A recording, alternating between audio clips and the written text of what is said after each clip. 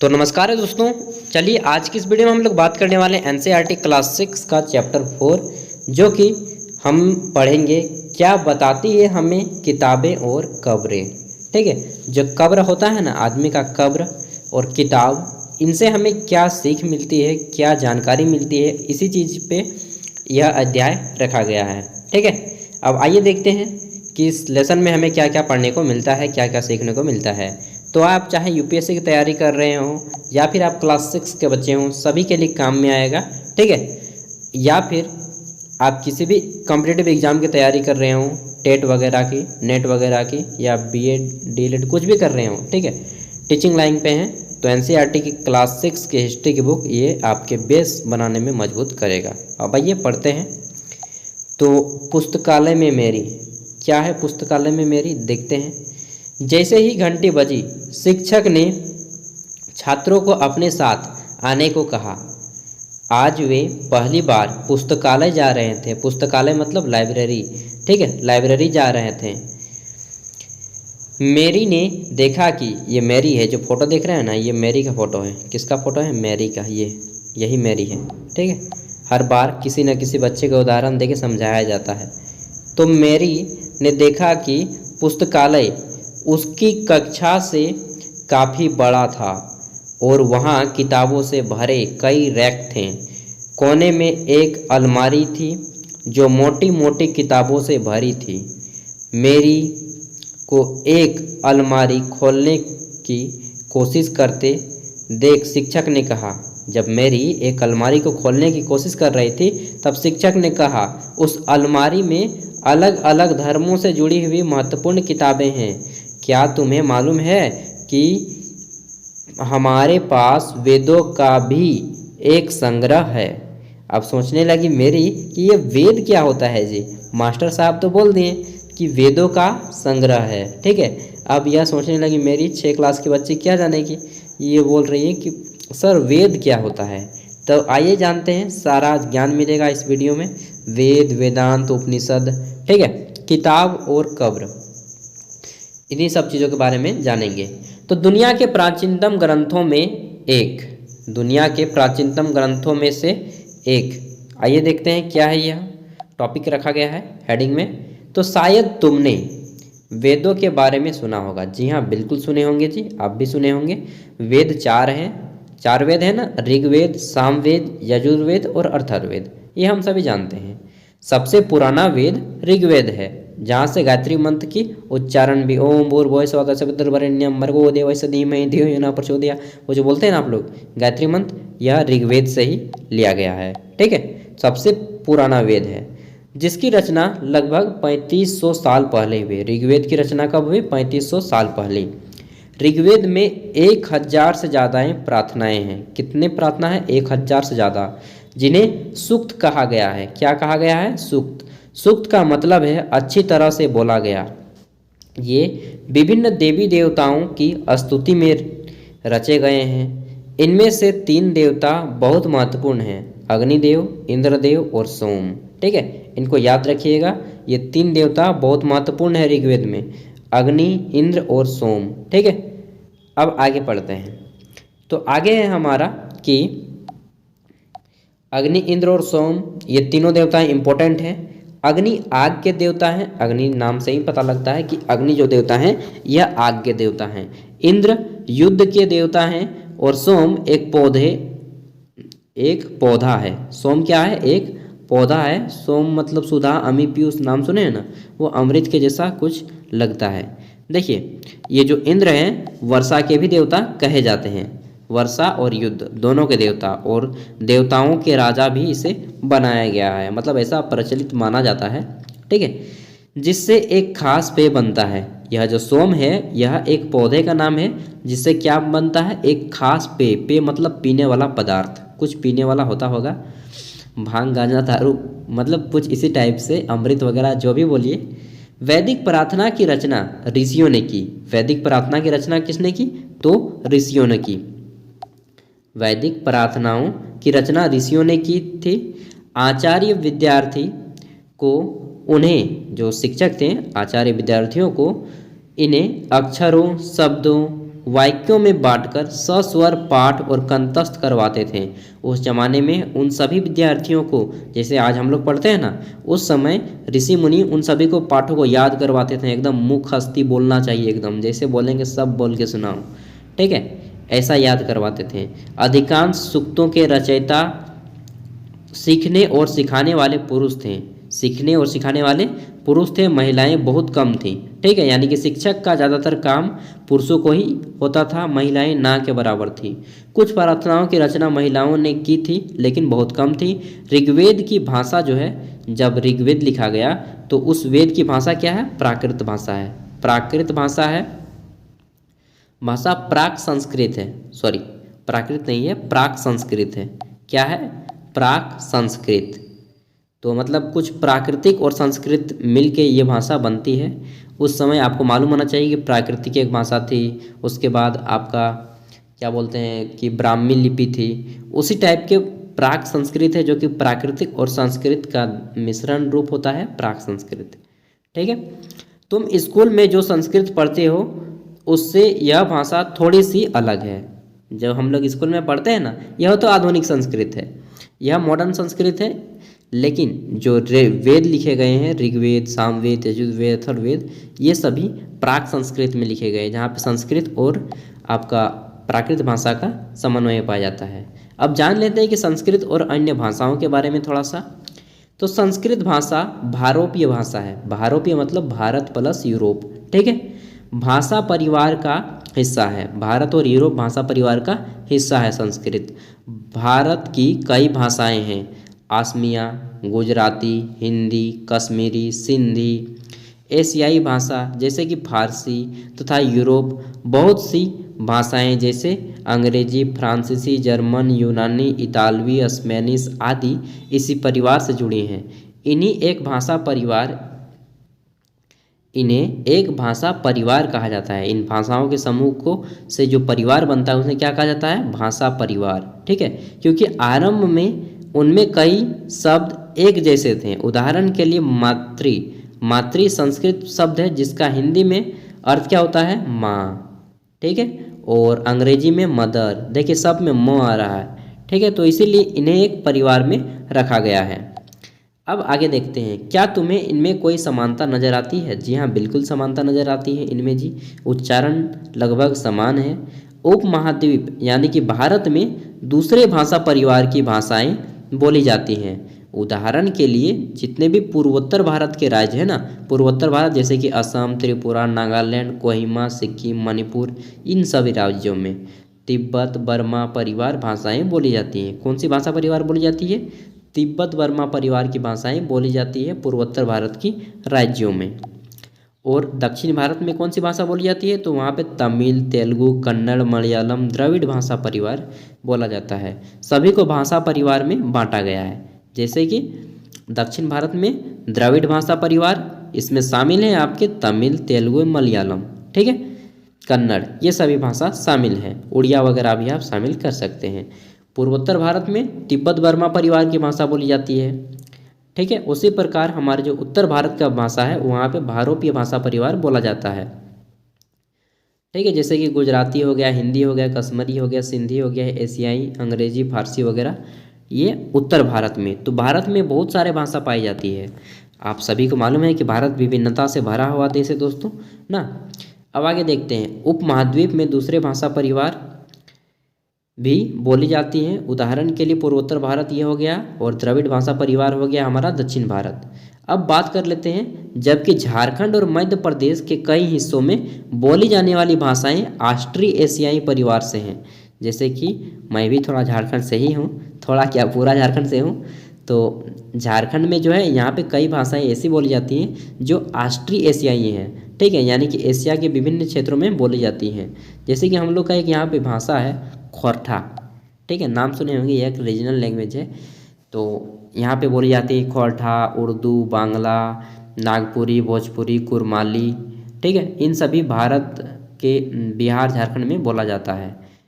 और विशेष रूप से अगर बोला जाए तो हिंदी सबसे ज़्यादा मात्रा में बोला जाता है हम लोगों के झारखंड में और मध्य प्रदेश में, छत्तीसगढ़ में, यूपी में, हरियाणा में, हरियाणा में तो हरियाणवी चलती है ना।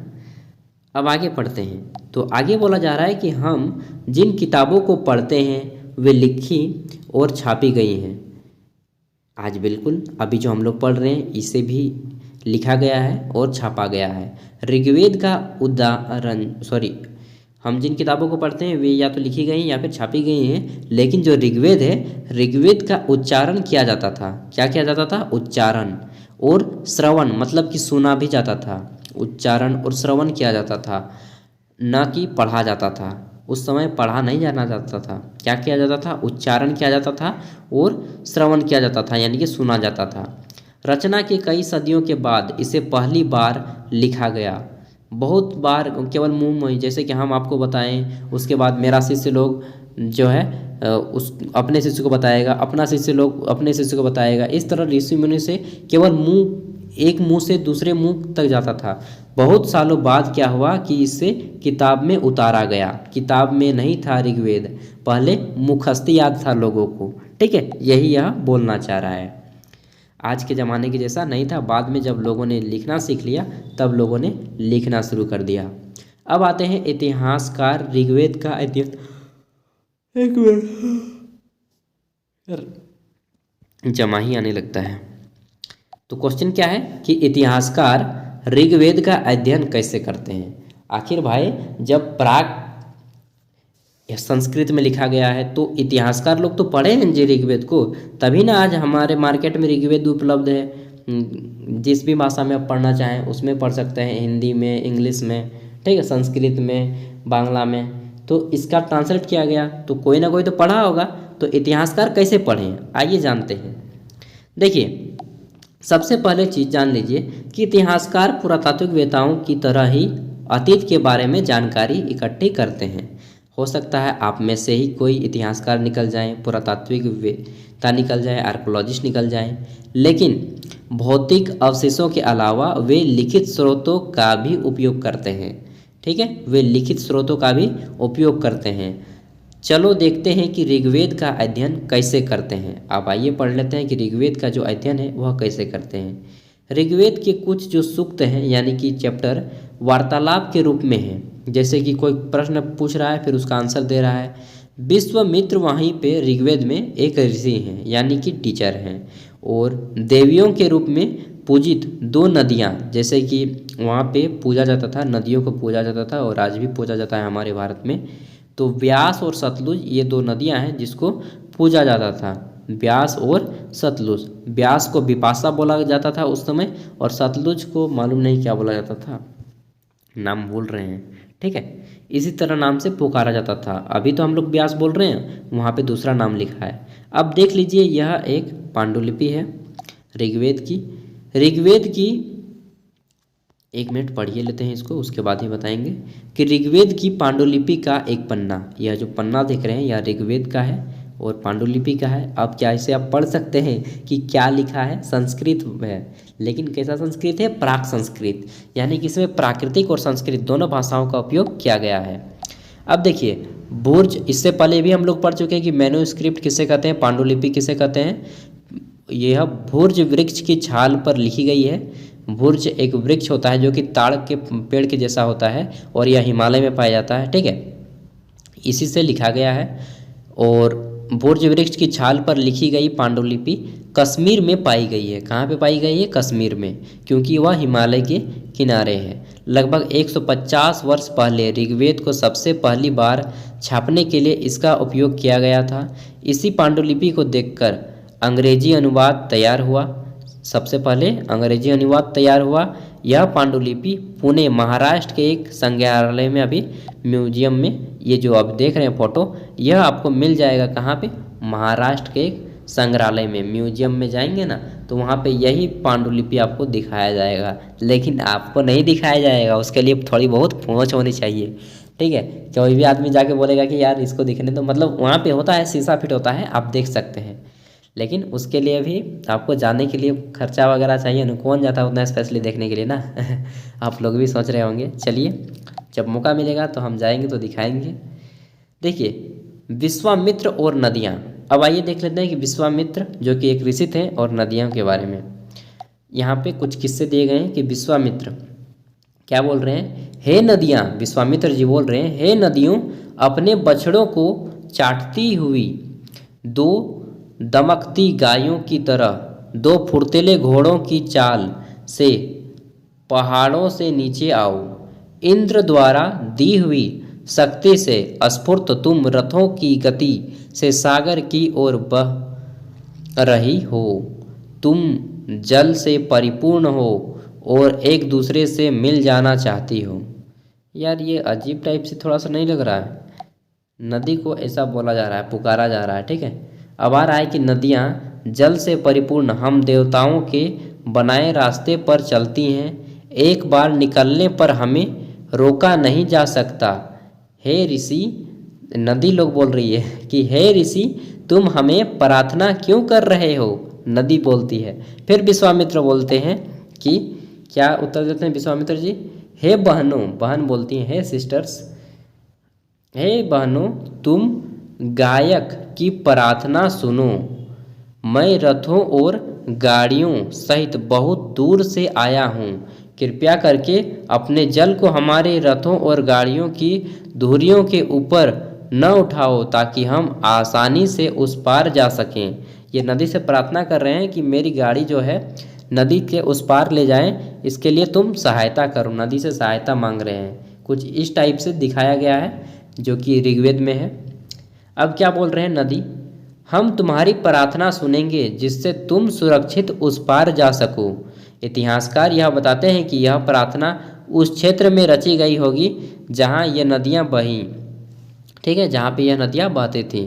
वे यह भी सुनाते हैं कि जिस समाज में ऋषि रहते थे वहाँ घोड़ों और गायों को बहुत महत्व दिया जाता था, इसलिए नदियों की तुलना घोड़ों और गायों से की गई है, ठीक है। ये सब ऋग्वेद में उल्लेखित है, ऋग्वेद में आपको मिल जाएगा। अब यहाँ पे एक क्वेश्चन है कि क्या तुम्हें लगता है कि रथ भी महत्वपूर्ण थे? अपने जवाब के लिए कारण बताओ। प्रार्थना की पंक्तियों को दोबारा पढ़कर यह बताओ कि उनमें परिवहन के लिए किन किन साधनों का उल्लेख है। ऋग्वेद की प्रार्थना में अन्य दूसरी नदियाँ खासकर सरस्वती, सिंधु और उसकी सहायक नदियों का भी जिक्र मिलता है। गंगा यमुना का उल्लेख सिर्फ एक बार हुआ है। गंगा और यमुना का जो उल्लेख हुआ है सिर्फ एक बार हुआ है। और कुछ बता दूं कि ऋग्वेद में जो सबसे पवित्र नदी बताई गई है वह है सरस्वती को बताई गई है। और सबसे ज़्यादा बार जो उल्लेख मिला है, सबसे अधिक बार लिखा गया है सिंधु नदी को ऋग्वेद में, ठीक है। तो इस फैक्ट्स को याद करके रख लीजिएगा। अब आइए देखते हैं मवेशी, घोड़े और रथ के बारे में क्या बोला जा रहा है। मवेशी यानी कि आपके पालतू जानवर, घोड़े और रथ, ठीक है। देखिए, तो हमारा शुरू होता है यहाँ से भाषण। ऋग्वेद में मवेशियों, बच्चों, खासकर पुत्र जो बेटा होता था उनको, और घोड़ों की प्राप्ति के लिए अनेक प्रार्थनाएं थीं। कोई आदमी घोड़ा प्राप्त करे, चाहे बच्चा यानी कि जो बेटा है पुत्र प्राप्त करने, इनके लिए प्रार्थनाएं की जाती थीं। घोड़ों को लड़ाई में रथ खींचने के काम में लाया जाता था। इन लड़ाइयों में मवेशी जीत कर लाए जाते थे, यानी कि आपके जितने भी जानवर थे वो जीत के लाए जाते थे। लड़ाइयाँ वैसी ज़मीन के लिए भी लड़ी जाती थी जहाँ अच्छे चारागाह हों। किसके लिए लड़ाइयाँ लड़ी जाती थी? युद्ध के लिए, पालतू जानवर के लिए, और अच्छे चारागाह यानी कि अच्छे जहाँ पे चारा वगैरह मिलता है, घास वगैरह होती है, उसके लिए भी लड़ाई लड़ी जाती थी। जहाँ पर जो जैसी जल्दी तैयार हो जाने वाली फसलों का उपजाया जा सके, इन सभी जगहों के लिए लड़ाई लड़ी जाती थी। कुछ लड़ाइयाँ पानी के लिए भी लड़ी जाती थी और लोगों को बंदी बनाने के लिए भी लड़ी जाती थी। उस समय का आदमी यार कितना बकवास था ना, सोचने से लगता है कि यार अभी का आदमी की तुलना में उन लोग काफ़ी पीछे था। युद्ध में जीते गए धन का कुछ भाग सरदार रख लेते थे तथा कुछ हिस्सा जो है पुरोहित मतलब कि पंडित को दे दिया जाता था, और जितना बचता था धन, शेष धन को आम लोगों के बीच बांट दिया जाता था। कुछ धन यज्ञ के लिए भी रखे जाते थे, यज्ञ की आग में आहुति दी जाती थी। ये आहुतियाँ देवी देवताओं को दी जाती थीं। घी, अनाज और कभी कभी जानवरों को भी आहुति दे दी जाती थी। मतलब कि घी के साथ, अनाज के साथ जानवरों को भी आग में जला दिया जाता था। ठीक है, तो आज भी वो परंपरा है ही कि देवी देवताओं को आज भी तो बकरा बलि, तो मुर्गी बलि क्या क्या मुर्गा बलि देते हैं ना, बस वही परंपरा उस समय भी थी। उस समय डायरेक्ट आग में झोंक दिया जाता था। अगला है कि अधिकांश पुरुष इन युद्धों में भाग लेते थे। कोई अस्थाई सेना नहीं होती थी, परमानेंट कोई भी सेना नहीं होता था, लेकिन लोग सभाओं में मिलते जुलते थे और युद्ध व शांति के विषय में सलाह मशवरा भी क्या करते थे। वहाँ ऐसे लोगों को अपना सरदार चुनते थे जो बहादुर और कुशल योद्धा हो। ठीक है, वहाँ के लोग सरदार किसे चुनते थे? जो बहादुर होता था और कुशल योद्धा, मतलब कि अच्छा लड़ने वाला होता था, उसे ही युद्ध बनाया जाता था, सैनिक बनाया जाता था।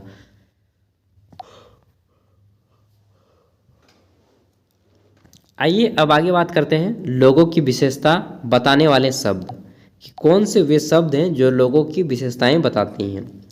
लोगों की विशेषता बताने वाले शब्द, ठीक है।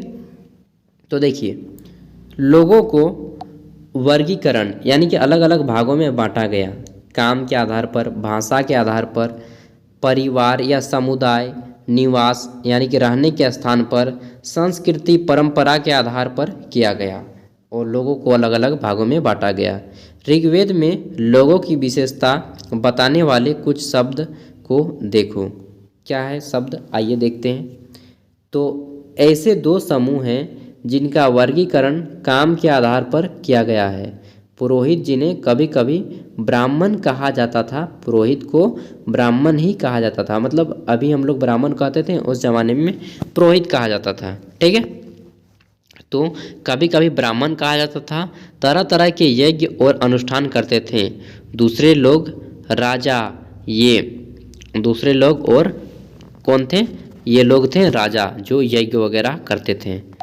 ये राजा वैसे नहीं थे जिनके बारे में तुम बाद में पढ़ोगे। अभी जो हम लोग राजा पढ़ रहे हैं ना, मतलब जो हम लोग के 100-200 साल पहले राजा हुआ करते थे, वे उस तरह के राजा नहीं थे।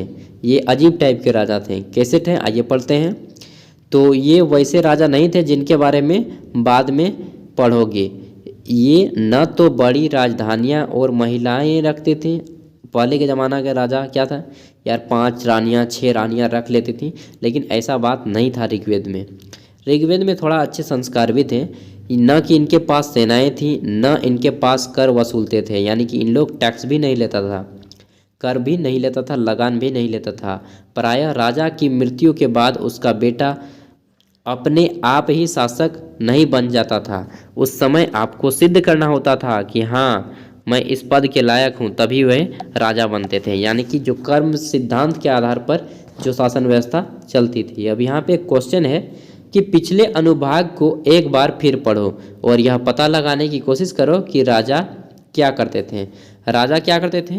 तो अपना जो भी समुदाय था, जो भी एरिया था, उसको संचालित करने में मुख्य भूमिका निभाते थे। यानी कि हम बोल सकते हैं कि एक मुखिया की तरह लीड करते थे। ठीक है, देखिए, जनता या पूरे समुदाय के लिए 2 शब्दों का इस्तेमाल होता है। एक था जन, जिसका हिंदी व अन्य भाषाओं में आज भी होता है। जन मतलब व्यक्ति। और दूसरा था विश, जिसे वैश्य शब्द से निकला है। ठीक है, इस विषय पर तुम अगले अध्याय 5 में पढ़ोगे। तो 4 वर्ण होते हैं, ब्राह्मण, क्षत्रिय, वैश्य, शूद्र। इनके बारे में हम लोग नेक्स्ट चैप्टर में पढ़ेंगे।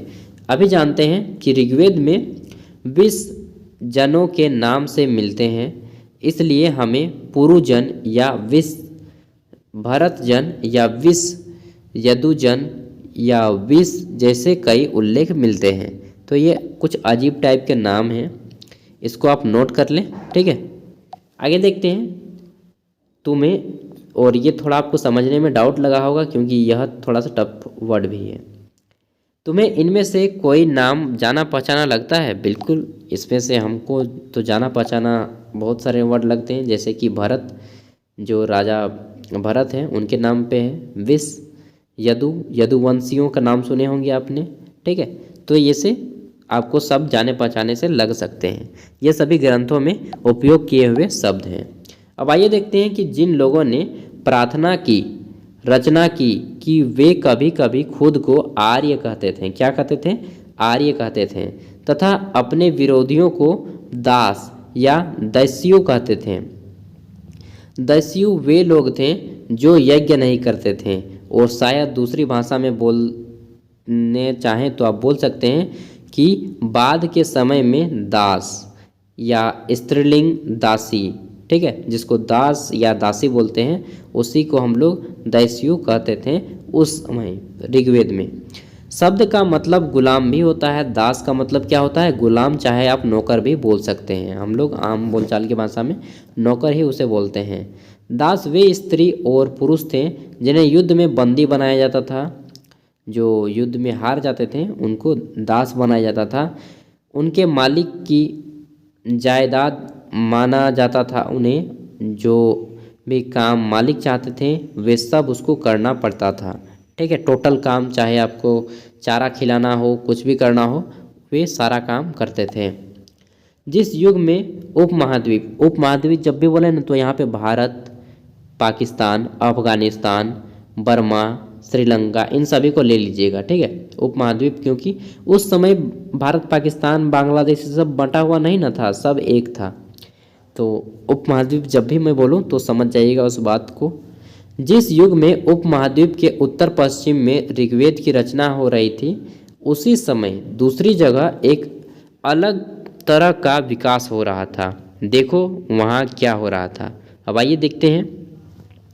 तो खामोश प्रहरी कहानी महापाषाण की, क्या कहानी है? अब आइए देखते हैं। खामोश प्रहरी की कहानी जो है महापाषाण की है। अगले पृष्ठ के चित्र को देखो। चलिए देख लेते हैं जी, क्या चित्र है आपका। तो ये चित्र है, और चित्र के बारे में देख लीजिए अच्छा से। ये पत्थर का कुछ इस टाइप से बना हुआ है। क्या है आइए देखते हैं।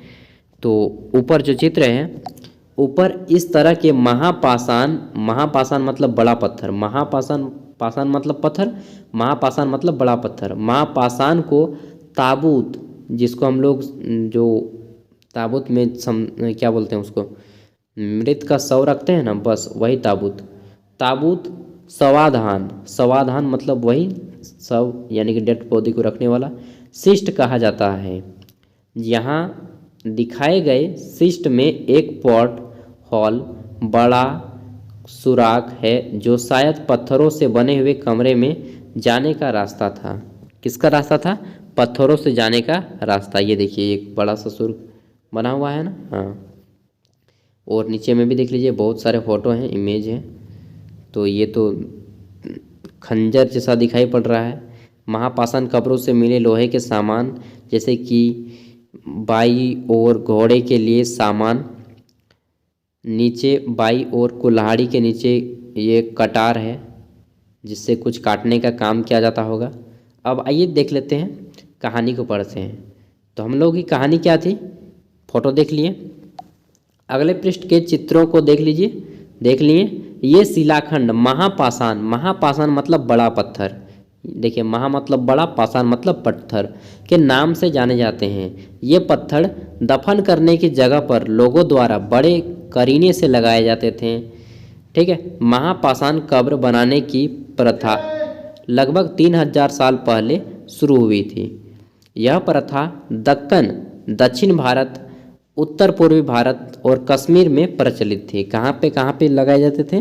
तो इसको एक मेगालिथ भी बोला जाता है, कि जब आदमी का बॉडी का डेथ हो गया, मान लीजिए यहाँ पे कोई आदमी था, ठीक है, ये मान लीजिए कोई आदमी है, इसको डेथ कर दिए, यहाँ पे कब्र में दबा दिए, और ऊपर से जो है हम इसके ऊपर में एक बड़ा सा पत्थर गाड़ देंगे, और ये पत्थर जो है इस तरह खड़ा भी कर देंगे, एक पत्थर बड़ा सा, ठीक है। तो इसके ऊपर में एक बड़ा सा पत्थर गाड़ के खड़ा भी कर दिए। तो ये जो पत्थर खड़ा किए ना, इसको मेगालिथ कहा जाता था, ठीक है। और इसके नमूने आपको बहुत सारे जगहों में मिलेंगे, जैसे कि विशेष रूप से यह हजारीबाग झारखंड का एक एरिया है, वहाँ पे मिला गया है। और सुभाषिस दास जी ने इन पे एक जो है क्या बोलते हैं, वेबसाइट भी खोल रखा है, तो आप जा कर के देख सकते हैं। अब आइए देखते हैं। तो ये कहाँ में मिले हैं? कश्मीर में भी मिले हैं, उत्तर पश्चिम भारत में भी मिले हैं, दक्षिण भारत में भी मिला है। तो बहुत सारी जगहों पे मिला है ये कब्रें। कुछ महत्वपूर्ण महापाषाण पुरास्थल मानचित्र 2 में दिखाए गए हैं। कुछ महापाषाण जमीन के ऊपर ही दिख जाते हैं, कुछ महापाषाण जमीन के भीतर भी दिखे होते हैं। ठीक है। अब कई बार पुरातात्विक जो लोग होते हैं, आर्किटेक्चर लोग, कई बार पुरातात्विक विदों को गोलाकार सजाए हुए पत्थर मिलते हैं, कई बार अकेला खड़ा हुआ पत्थर मिलता है, जिसका मैंने अभी उदाहरण दिया था। ये एक ही प्रमाण है जो ज़मीन के नीचे कब्र को दर्शाती है। यानी कि उस ज़माने में लोग जो थे कब्रों के नीचे लाश को दफना के रखते थे। यहाँ पे अब कुछ चीज़ें हैं, क्वेश्चन है कि महापाषाण के निर्माण के लिए लोगों को कई तरह के काम करने पड़ते थे। हमने जो कार्यों की सूची बनाई है उन्हें क्रमबद्ध करो। गड्ढे खोदकर शिलाखंड को ढो कर लाना, बड़े पत्थरों को तराशना, मरे हुए को दफनाना। कोई करना नहीं होगा जी, ये सब फालतू का काम है ना। मतलब यहाँ पे बोल देता है प्रैक्टिकली, लेकिन कोई करता नहीं है सब। अब आगे पढ़ते हैं। तो इन कब्रों में कुछ समानताएं हैं। क्या समानताएं हैं? तो आइए देखते हैं। इन कब्रों में कुछ समानताएं हैं। समानताएं: मृतकों को खास किस्म के मिट्टी के बर्तनों के साथ दफनाया जाता था। खास किस्म के मिट्टी के साथ दफनाया जाता था, जिन्हें काले लाल मिट्टी के बर्तन, ब्लैक एंड रेड वेयर कहा जाता था। ठीक है, के नाम से जाना जाता था। काले लाल मिट्टी में दफनाया जाता था। इनके साथ ही मिले लोहे के औजार और हथियार, घोड़े के कंकाल और सामान, पत्थर और सोने इनके साथ में दफनाए जाते थे। और इससे पहले हम लोगों ने देखा था कि जो मिस्र में, इजिप्ट देश है, वहाँ पे जो आपका पिरामिड बना था कुछ इस टाइप से। किस टाइप से बना था? ये इस टाइप से पिरामिड बना हुआ था आपका, मतलब ये बड़ा हो गया यहाँ पे, और ये कुछ इस टाइप से पिरामिड बना हुआ था। आप लोगों ने देखा था इस टाइप से पिरामिड।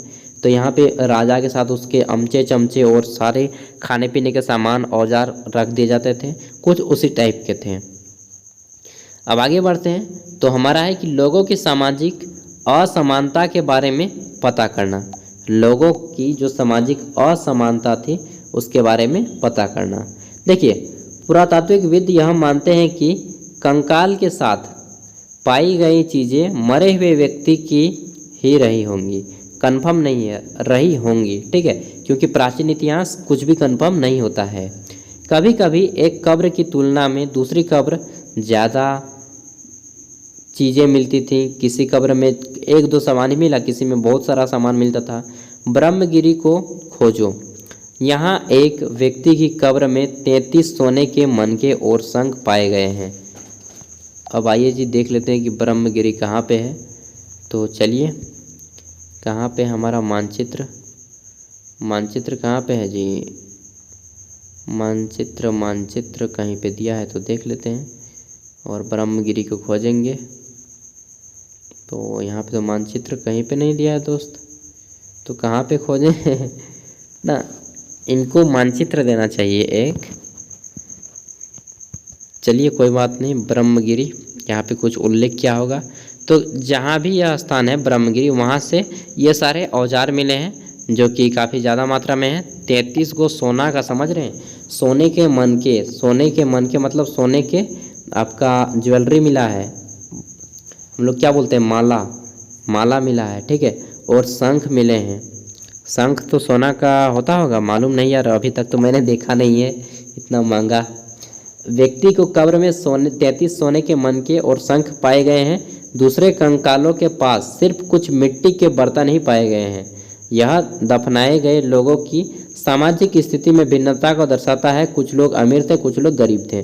मतलब ये कहना चाह रहे हैं कि जिनके पास यह 33 सोने के मनके मिले हैं ना, हो सकता है कि यह राजा व्यक्ति हो, और जहाँ पे मिट्टी के बर्तन मिले हैं हो सकता है कि वह गरीब व्यक्ति हो। ठीक है, तो कुछ इसी टाइप के थे उस ज़माने में भी। क्या कुछ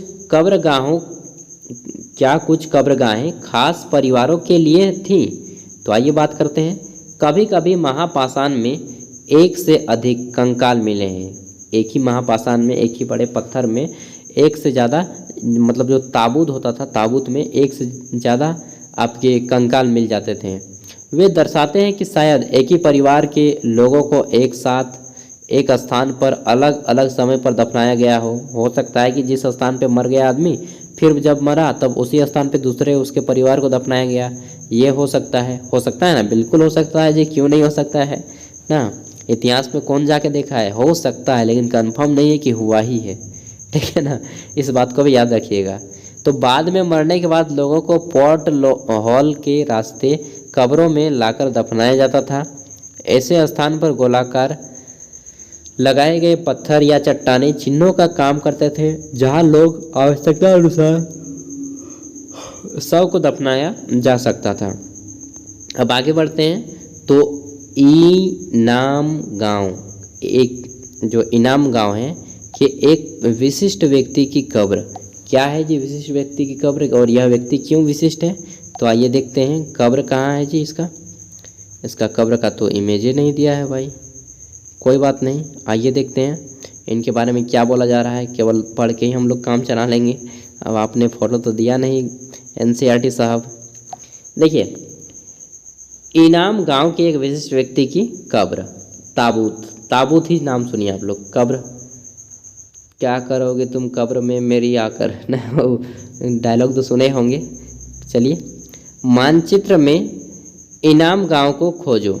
अपने मानचित्र में देख लीजिए, घर का जो मानचित्र है इसमें हिस्ट्री वाला, उसमें यह भीमा की सहायक नदी घोड़े के किनारे की एक जगह है। इस जगह पर 3600 से 2700 साल पहले लोग रहते थे। यहाँ वयस्क मतलब कि जवान लोगों को कुछ प्रायः गड्ढे में सीधा लेटाकर दफनाया जाता था। उनका सिर उत्तर की ओर होता था। कई बार उन्हें घर के अंदर ही दफनाया जाता था। ऐसे बर्तन जिनमें शायद खाना और पानी हो दफनाए गए हैं, शव के पास रखे गए थे, ताकि लोगों को लगे कि जब यह मर गया फिर भी यह जब जहाँ जाएगा, मतलब ऊपर जाएगा ना, तो ऊपर में भी खाना खाएगा और पानी पिएगा ना। देखिए कितना मतलब आगे में कितना अंधविश्वास जैसी धारणाएं बनी हुई थी ऋग्वेद में। तो ये बात थी, ठीक है। एंड उसके बाद बोला जा रहा है कि एक आदमी को 5 कमरों वाले मकान में आंगन में 4 पैरों वाले मिट्टी के एक बड़े से संदूक में दफनाया गया। बस्ती के बीच में बसा यह घर गांव के सबसे बड़े घरों में से एक था। इस घर में एक अनाज का गोदाम भी मिला था।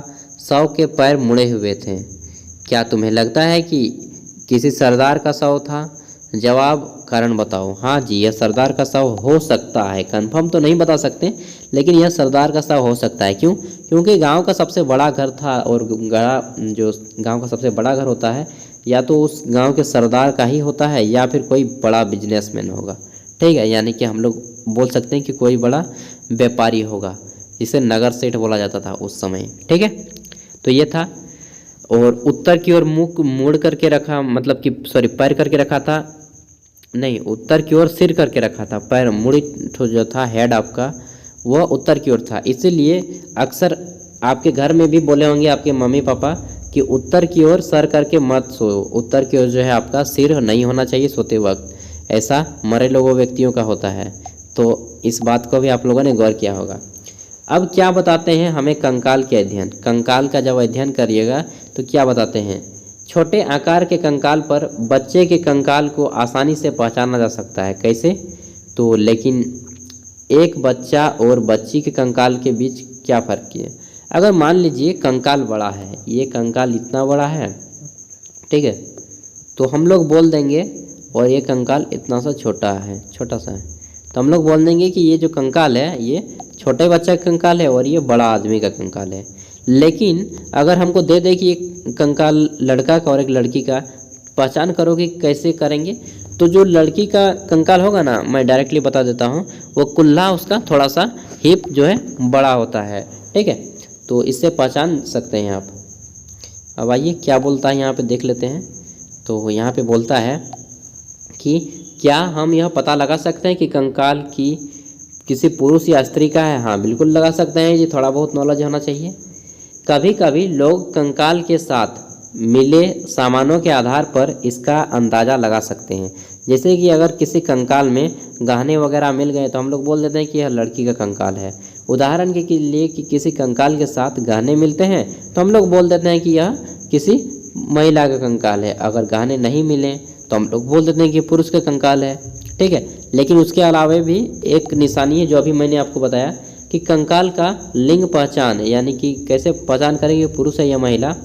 उसके लिए बेहतर तरीका है स्त्री हड्डियों की जांच।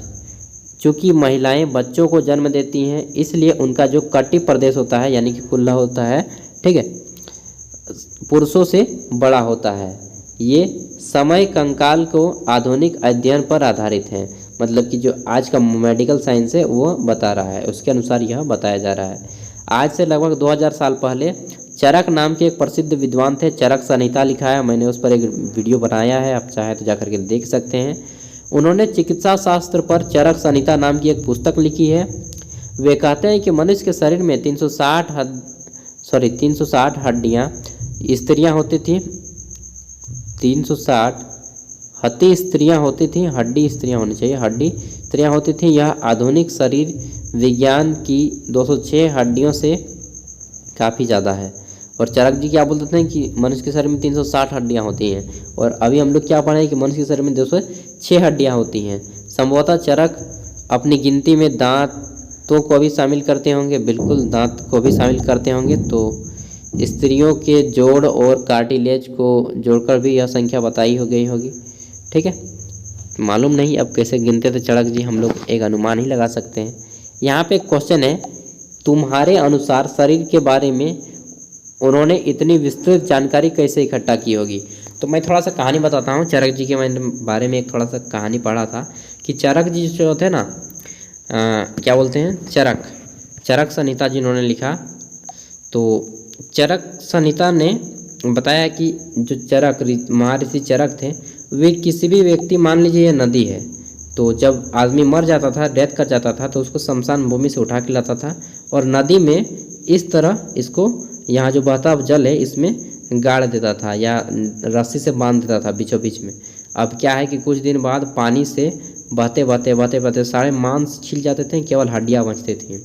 तो अब जो हड्डियाँ बचती उसको गिन के पता किया था, और साथ ही ये जो हड्डियाँ बची इनका प्रयोग ये शल्य चिकित्सा यानी कि सर्जरी के लिए करते थे। साथ ही ये जो थे अपने शिष्य जो मेडिकल साइंस सिखाते थे अपने बच्चों को, तो ये इसी टाइप से प्रैक्टिकली कर करके दिखाते थे। सोचिए कितना ज़्यादा दिमाग था। तो चरक जी को तो मेरा प्रणाम है यार, महान थे चरक। और जितने भी MBBS MD MS वगैरह डॉक्टर के कोर्सेस करते हैं, तो पहले हाइपोथेटिकल ओथ दिया जाता था, अब चरक संहिता के ओथ दिए जाते हैं, मतलब कि जो शपथ दिलाया जाता है डॉक्टर लोग को, अब चरक संहिता के बारे में शपथ दिलाया जाता था। पहले जो है हिप्पोक्रेटस ओथ बोला जाता है, हिप्पोक्रेटिकल ओथ दिया जाता था। अब चरक संहिता की कसम खाना होगा तब जाके आप डॉक्टर बनेंगे, ठीक है। तो ये बहुत अच्छा बात है कि हमारे देश के विद्वानों के नाम पे ही अब चीज़ें हो रही हैं।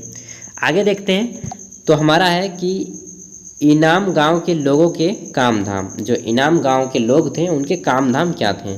तो इनाम गांव में पुरोहितों को गेहूं, जौ, चावल, दाल, बाजरा, मटर और तिल के बीज मिले हैं।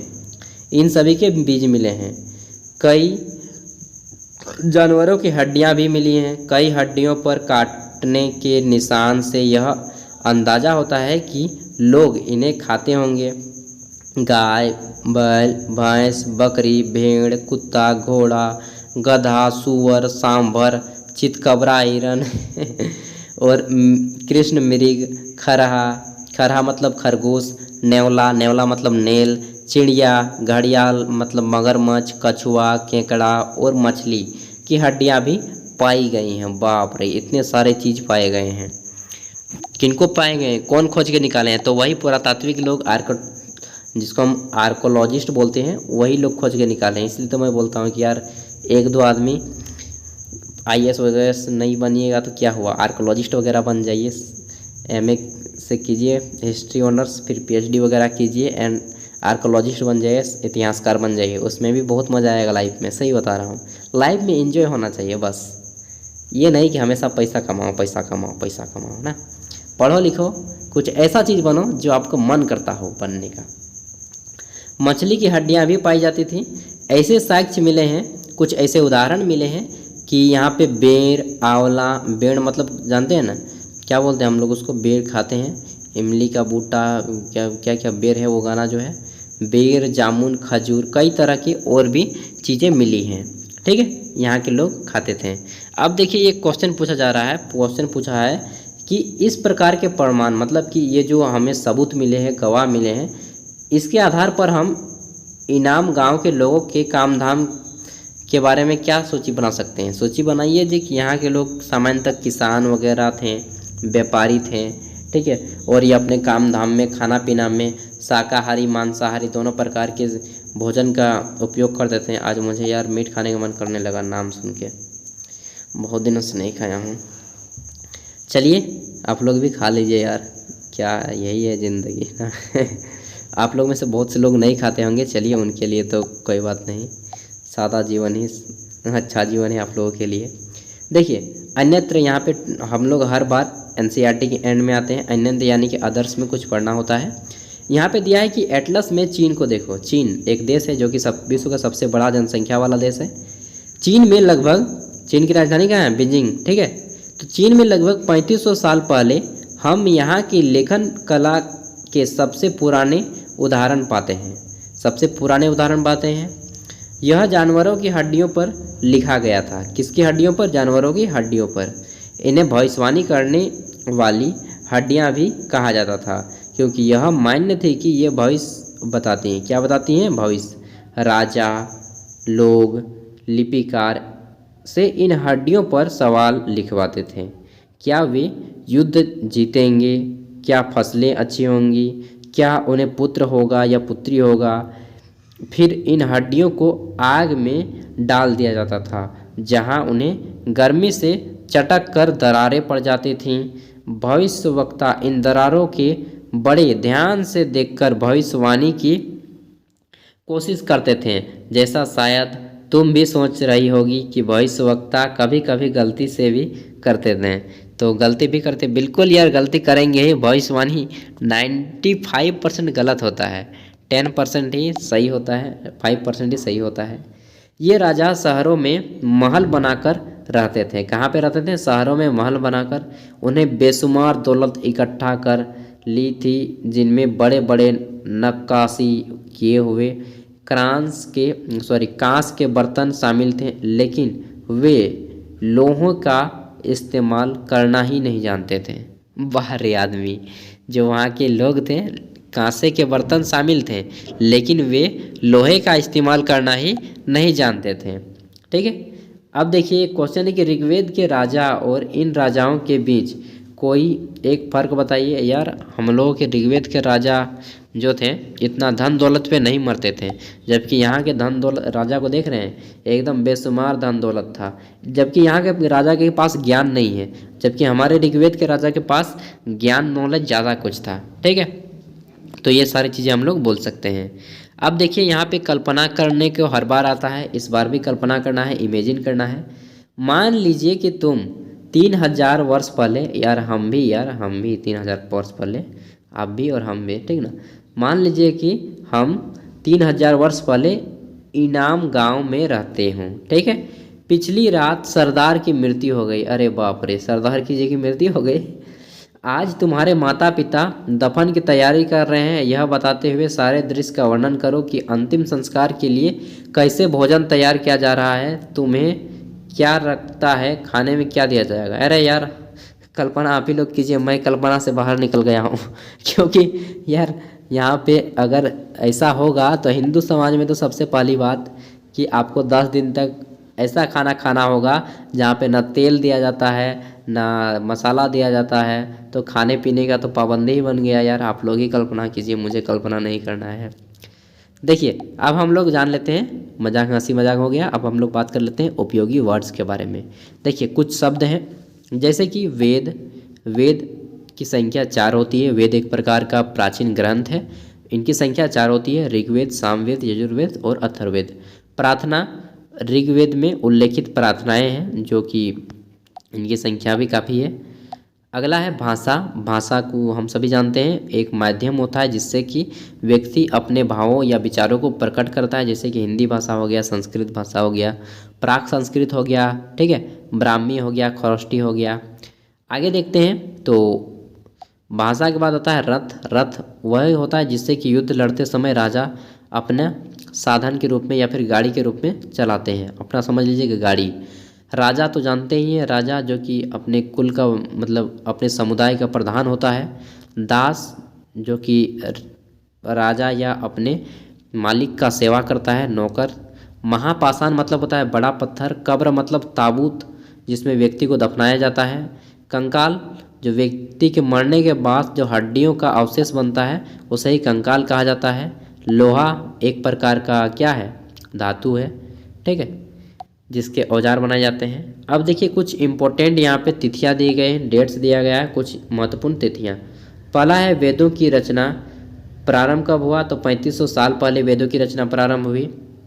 बी नंबर है महापाषाण यानी कि जो बड़ा पत्थर है, महापाषाण के निर्माण की शुरुआत कब हुई, लगभग 3000 साल पहले।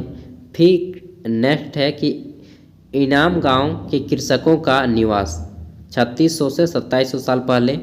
और नेक्स्ट है आपका चरक, जो चरक संहिता थे वे 2000 साल पहले हुए। चरक संहिता जी हम लोग के प्राचीन इतिहास में आ जाते हैं, एक राजा के दरबारी वैद्य थे।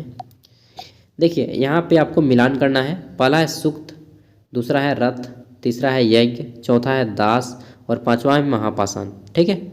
देखिए सबसे पहले जो आपको इजी लगे, सबसे पहले हम लोग करते हैं महापाषाण मतलब कि बड़ा पत्थर। तो बड़ा पत्थर क्या था, ये सजाए गए पत्थर, सजाए गए पत्थर को हम लोग कर दिए ये इसका टिक, ठीक है। तो ये पहला वाला हो गया महापाषाण। नेक्स्ट देखिए तो दास, दास के बारे में मैच करते हैं जी। तो दास क्या हो जाएगा हमारा, दास आ जाएगा युद्ध में प्रयोग किया जाता था, अच्छी तरह से बोला गया गुलाम, ये इसका ये आ जाएगा ना, दास का क्या जाएगा, गुलाम। महापाषाण का हो गया, दास का हो गया। अब हम आते हैं तो हमारा आता है यज्ञ। क्या आता है, यज्ञ। यज्ञ क्या हो जाएगा, युद्ध में प्रयोग किया जाता था या अच्छी तरह से बोला जाता था, अनुष्ठान। तो यज्ञ हो जाएगा हमारा अनुष्ठान या अच्छी तरह से बोला गया, नहीं, ये हो जाएगा हमारा अनुष्ठान, यज्ञ अनुष्ठान, ठीक है। उसके बाद आ जाता है हमारा रथ। तो रथ का प्रयोग किस लिए जाता था, रथ युद्ध में प्रयोग किया जाता था, हाँ ये हो गया। उसके बाद सूक्त, तो सूक्त को अच्छी तरह से बोला जाता था, जो कि ऋग्वेद में उल्लेखित थे, कंठस्थ करवाया जाता था मौखिक रूप से, एक जो याद किया फिर अगली बार उसको बोला जाता था, किताब नहीं थे उस जमाने में, ठीक है। अगला आता है क्वेश्चन नंबर 2, यहाँ पे नोट करते जाइएगा इन सभी को। वाक्यों को पूरा करें। पहला है कि डैश के लिए दासों का इस्तेमाल किया जाता था।